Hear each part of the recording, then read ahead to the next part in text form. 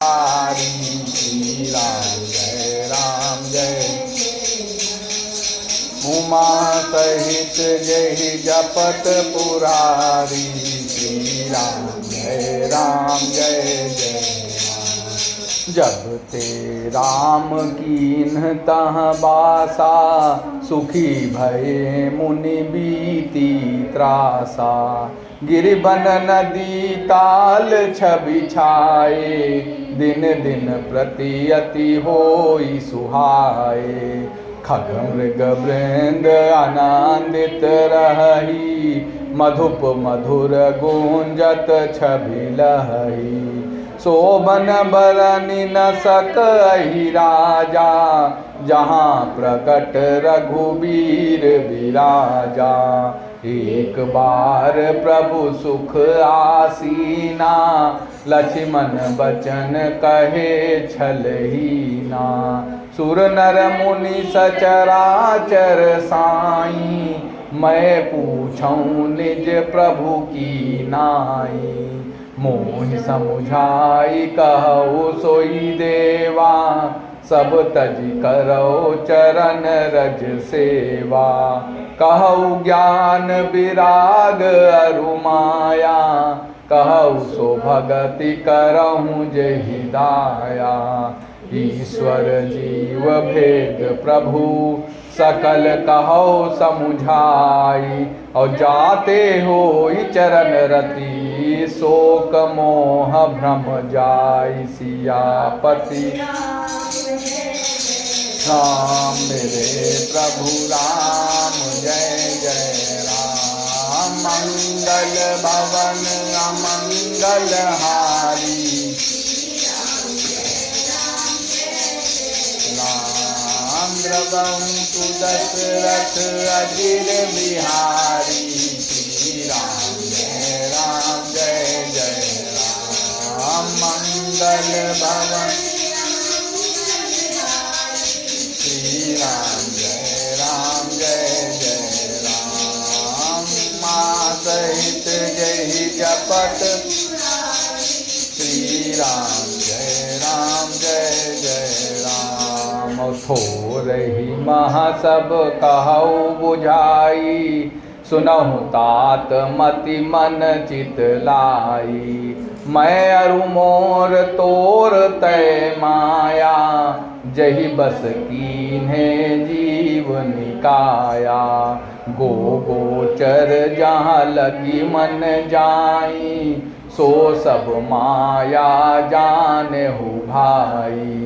तही कर भेद सुनहु तुम सो, विद्या पर अविद्या दो। एक दुष्ट अतिशय दुख रूपा, जा बस जीव पराभव कूपा। एक रचई जग गुण बस जाके, प्रभु प्रेरित नहीं निज बल ताके। ज्ञान मान जहाँ एकौ नाही, देख ब्रह्म समान सब माही। कही तात सो परम विरागी, तृण सम सिद्ध तीन गुण त्यागी। माया ईस नाप कहू, जान कहई सो जीव। बंध मोक्ष प्रद सर्व पर, माया प्रेरक शिव। सियापति राम मेरे प्रभु राम जय जय राम। मंगल भवन अमंगल हारी, जय राम। द्रवहु तो दशरथ अजिर बिहारी। श्री राम जय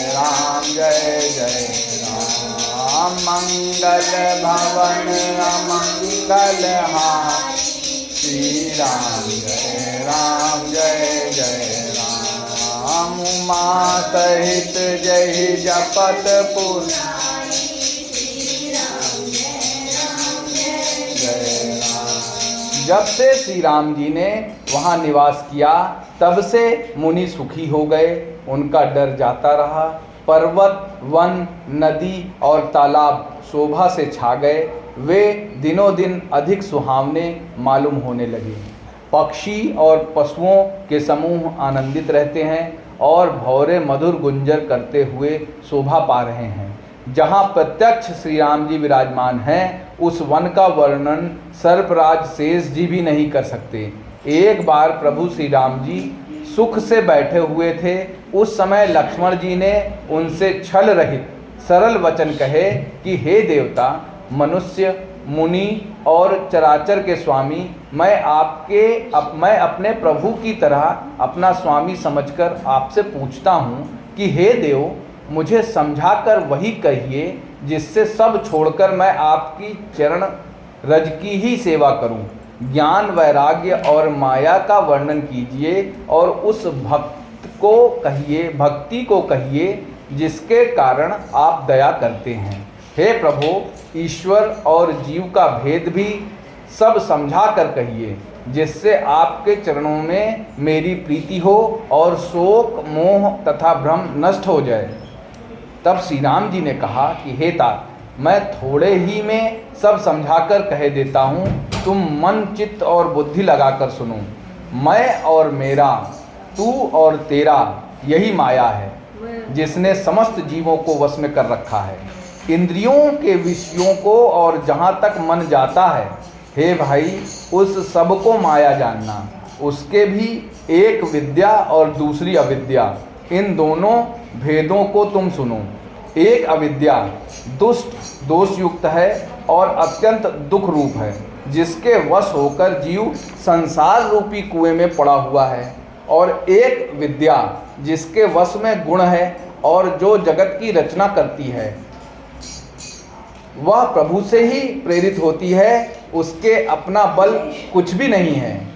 ज्ञान वह है जहाँ जिसमें मान आदि एक भी दोष नहीं है और जो सब में समान रूप से ब्रह्म को देखता है। हे तात, उसी को परम वैराग्यवान कहना चाहिए, जो सारी सिद्धियों को और तीनों गुणों को तिनके के समान त्याग चुका हो, जिसमें मन, मान, दंभ, हिंसा, क्षमा राहित्य, टेढ़ापन, आचार्य सेवा का अभाव, अपवित्रता, अस्थिरता, मन का निर्गतिहीन न होना, इंद्रिय के विषय में आसक्ति, अहंकार, जन्म, मृत्यु, जरा, व्याधि में जगत में सुख बुद्धि, स्त्री, पुत्र, घर आदि में आसक्ति तथा ममता, इष्ट और अनिष्ट की प्राप्ति में हर्ष, शोक,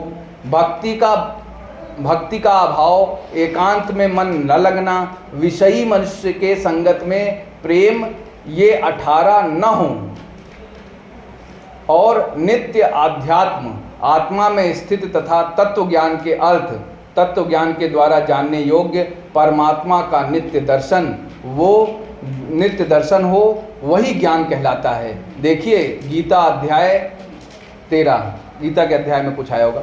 जो माया को, ईश्वर को और अपने स्वरूप को नहीं जानता, उसे जीव कहना चाहिए।